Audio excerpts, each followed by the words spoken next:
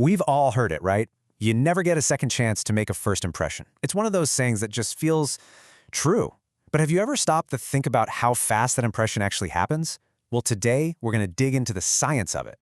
All right, I want you to take a guess. Seriously, how long do you think it takes for your brain to size someone up the very first time you see their face? A minute? 30 seconds? What do you think? Get ready for this. The answer is 1/10 of a second. That's it, literally the blink of an eye. Before you're even consciously aware of what's happening, your brain has already made a judgment call. It's kind of incredible, and honestly, a little terrifying when you think about it. And look, this isn't just some old folk wisdom. This is backed by some serious science. Researchers at Princeton, Janine Willis and Alexander Todorov, did this fascinating study. They found that even when they gave people more time to look at a face, it didn't really change that initial gut reaction. It's like our brain makes a call and then just sticks with it, looking for stuff to prove it was right all along. So, what in the world is our brain doing in that tiny, tiny sliver of time? Let's break down what's actually happening in that first tenth of a second.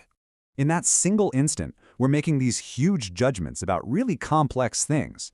Just from a quick glance at a face, we're deciding if someone's attractive, if we probably like them, if they seem competent at what they do, if they might be aggressive, and, a really big one, if we can trust them. And that last one, trustworthiness, that's the one our brain is laser focused on. The research suggests we assess that faster than anything else. And it makes sense, right? It's probably an ancient survival tool, a super fast friend or foe scan that's just stuck with us. But here's the twist, and honestly, this is the part that really blew my mind. That split-second judgment you make about somebody else, well, it turns out it says just as much about you as it does about them. This brings us to a wild idea. We don't really see people as they are. We see them as we are.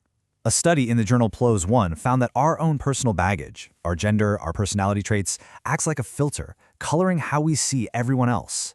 For instance, check this out. The study found a really clear difference based on gender. On average, women tend to judge faces that look trustworthy more positively than men do. It's a small but consistent difference in perception. And your personality? Oh yeah, that plays a huge role. The same study showed that if you score lower on a trait like agreeableness, or maybe higher on aggression, you're just more likely to look at a new face and think, I'm not so sure about them. It's your own internal wiring at work. So, what's the brain science here? What's the glitch in the system that makes one little detail leak into our entire perception of a person? Well, it's a famous cognitive bias. It's called the halo effect. Basically, our brain sees one good thing, like someone has a friendly smile or looks confident, and it just puts this imaginary halo over their head, assuming everything else about them must be great too. It's a mental shortcut, and boy, can it lead us astray. Psychologists even have this perfect little nickname for it, the "what is beautiful is good" stereotype. We just automatically assume that attractive people are also smarter and funnier and more successful, even when we have absolutely no evidence to back that up. Crazy, right? Okay, so this all sounds kind of bad. Our brains are fast, they're biased, maybe even a little lazy. So the big question is, are we just stuck with these snap judgments forever? Well, thankfully, the answer is no. And just understanding how it works is the first step to fixing it. So let's get to the real question here. Can you actually fix a bad first impression? Or even better, can we learn to stop ourselves from making these flawed judgments in the first place? The science says yes, but it's going to take some conscious effort. All right, here's the playbook. 3 steps. First, just try to delay your judgment. Acknowledge that your brain just did its thing, and then tell it, hang on, let's wait a second. Second, swap out that judgment for curiosity. Instead of assuming you know who they are, ask questions. And finally, stay open. Go looking for new information, especially stuff that might prove your first impression wrong. So when you boil it all down, what's the big takeaway? It's really about knowing that there are 2 different paths your brain can take when you meet someone new. On one hand, you've got the default setting, the snap judgment.